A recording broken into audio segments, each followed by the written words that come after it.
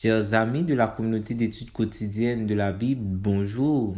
Quel plaisir de vous saluer en ce samedi 30 mars 2024 pour continuer à partager avec vous la méditation quotidienne pour adultes tirée du livre Dieu est ainsi, portrait de la grâce et de l'amour divin écrit par Roberto Herrera.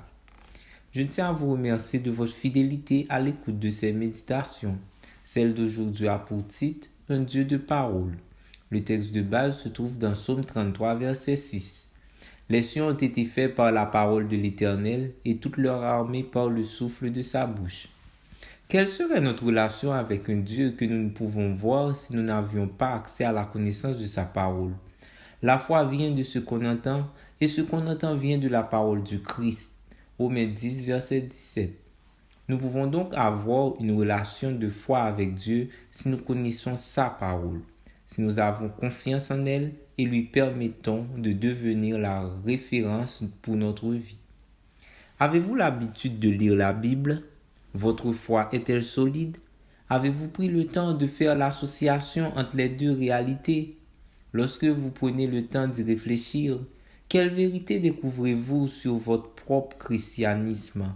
Sans connaissance de la parole de Dieu et sans respect pour elle, le véritable christianisme existerait-il?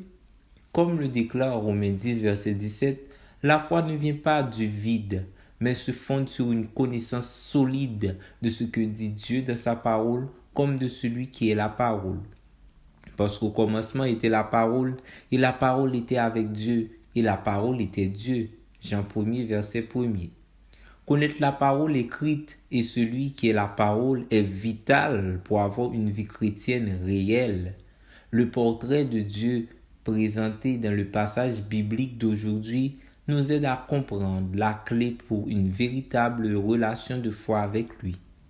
Même si nous tendons à faire le lien entre le fait d'être chrétien et celui de faire partie d'une église, de garder un jour de repos ou de déclarer appartenir à une dénomination, le christianisme se fonde en réalité sur la connaissance d'une personne qui est la parole et de croire à son message qui est la parole révélée, écrite pour notre adoration quotidienne.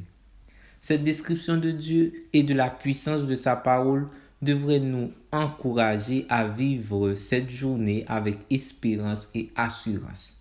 L'espérance de croire que si la parole de Dieu a créé tout ce qui existe à partir de rien, elle peut aussi créer, de ma condition de pécheur, une nouvelle créature spirituelle en Christ à partir de rien.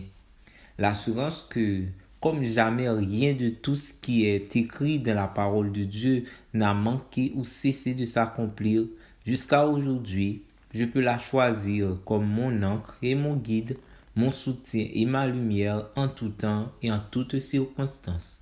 Merci d'avoir suivi cette méditation. Nous vous souhaitons de passer une très bonne journée.